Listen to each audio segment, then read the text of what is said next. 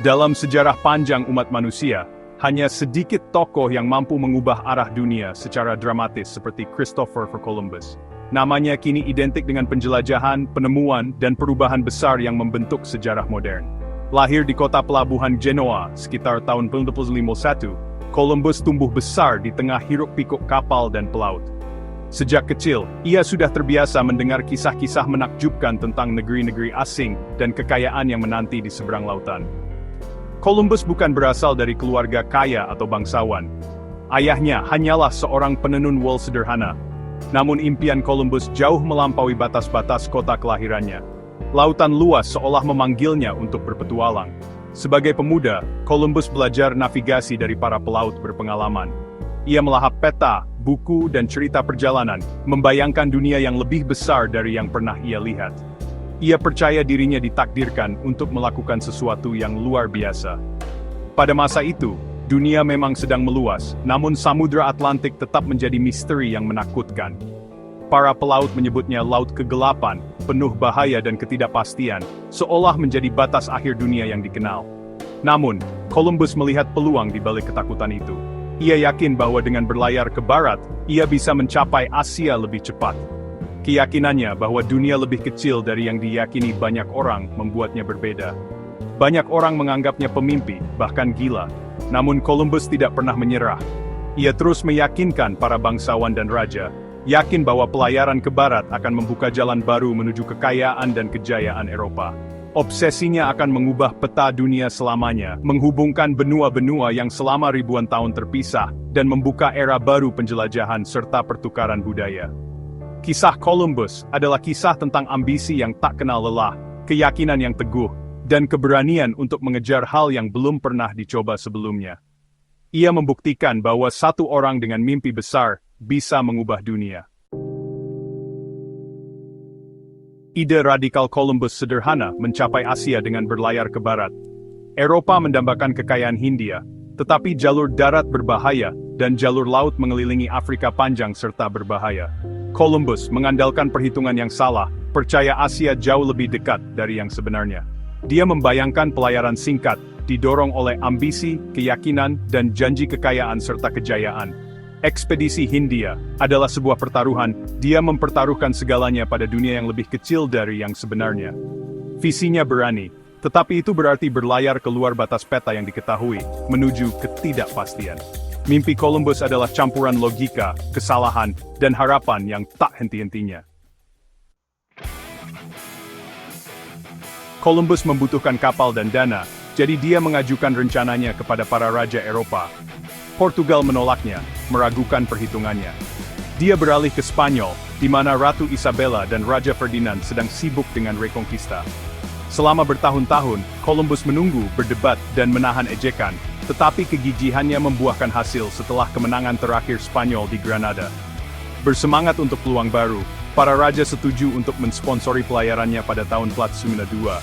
Columbus diberi 3 kapal, Niña, Pinta, dan Santa Maria, dan wewenang untuk merekrut awak kapal. Setelah 1 dekade berjuang, mimpinya akhirnya terwujud. Mahkota Spanyol baru saja meraih kemenangan, siap bertaruh pada visi Columbus. Panggung telah disiapkan untuk sebuah perjalanan yang akan mengubah dunia. Di pelabuhan Palos yang ramai, Columbus mengumpulkan armadanya, 2 karavel gesit yang dikenal sebagai Niña dan Pinta, serta Santa Maria yang lebih besar, kapal andalannya yang kokoh dan siap menantang samudra luas. Merekrut awak kapal bukanlah tugas mudah. Banyak pelaut ragu dan takut akan misteri Atlantik yang belum pernah dijelajahi. Namun janji pengampunan dosa, kekayaan, dan petualangan menarik 90 pria pemberani untuk bergabung dalam ekspedisi bersejarah ini. Pada pagi 3 Agustus 1492, di bawah langit yang mulai terang, armada kecil ini berlayar meninggalkan tanah air mereka dan singgah di Kepulauan Canary untuk melakukan persiapan akhir, memperbaiki kapal dan mengisi perbekalan sebelum menghadapi samudra yang tak dikenal. Pada 6 September, mereka meninggalkan daratan terakhir yang diketahui, menatap pantai yang perlahan menghilang di Cakrawala, dan mulai menempuh perjalanan panjang ke barat, menuju dunia yang belum pernah dijelajahi manusia Eropa. Penyeberangan ini menjadi ujian berat bagi Columbus. Ia harus mengandalkan keterampilan navigasi, kepemimpinan, dan keberaniannya setiap hari. Untuk menjaga semangat awaknya, Columbus menyimpan 2 buku catatan. Satu mencatat jarak sebenarnya, satu lagi untuk menenangkan hati para pelaut. Minggu-minggu berlalu di tengah lautan tanpa tanda-tanda daratan. Semangat menurun, ketakutan dan bisikan pemberontakan mulai tumbuh di antara para awak.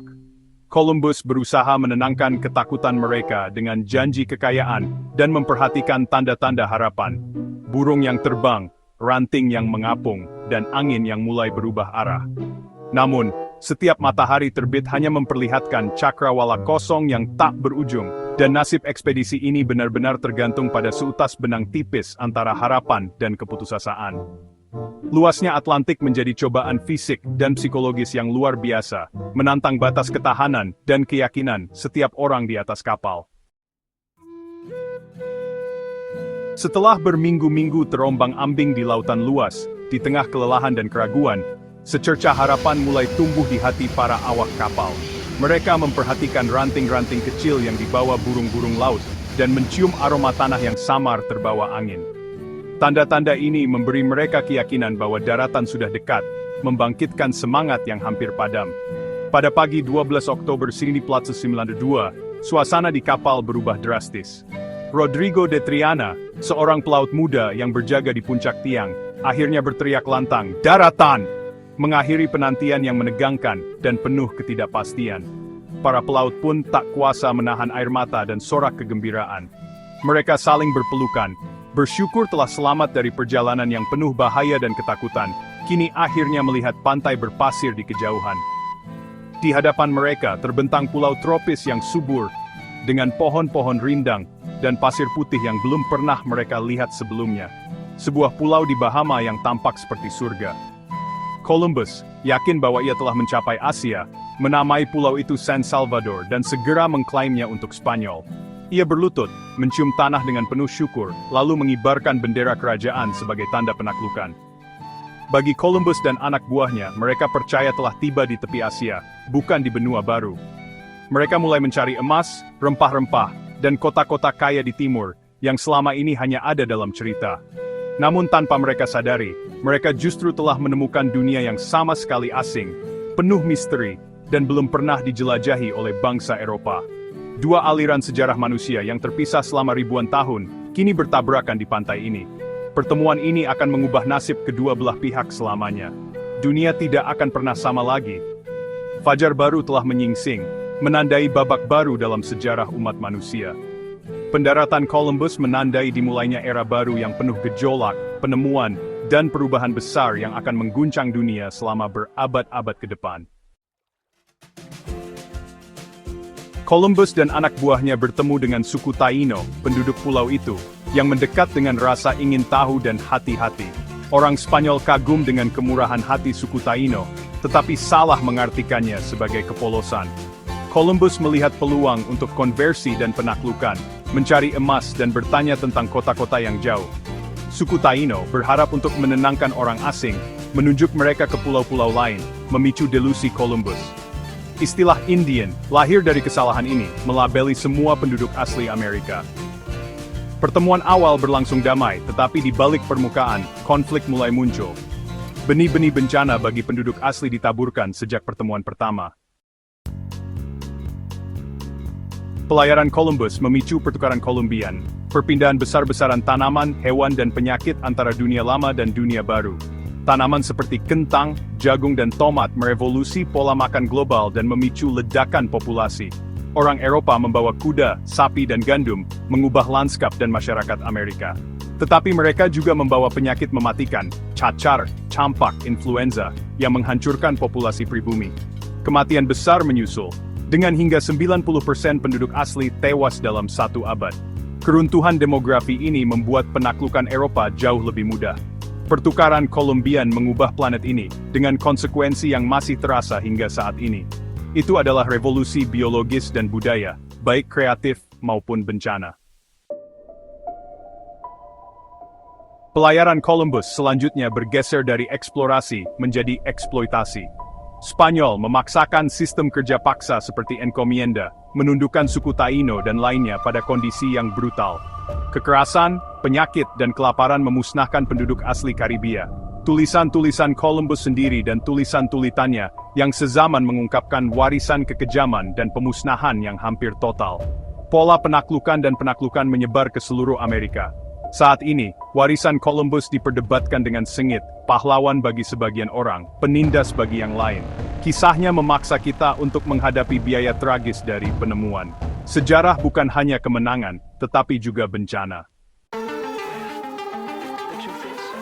Pelayaran Columbus secara tidak dapat diubah menghubungkan dua belahan bumi, meluncurkan era eksplorasi global dan kolonialisme. Kekaisaran Eropa bangkit, didorong oleh kekayaan dari Amerika, membentuk dunia modern. Warisan Columbus kini menjadi titik api, dirayakan oleh sebagian orang, dikutuk oleh yang lain. Perdebatan tentang Hari Columbus mencerminkan pertanyaan yang lebih dalam tentang sejarah, identitas, dan keadilan. Kisahnya adalah pengingat bahwa kemajuan bagi sebagian orang telah datang dengan biaya yang mengerikan bagi orang lain. Mempelajari Columbus bukan tentang penilaian sederhana, tetapi memahami konsekuensi yang rumit dari ambisi dan kecelakaan.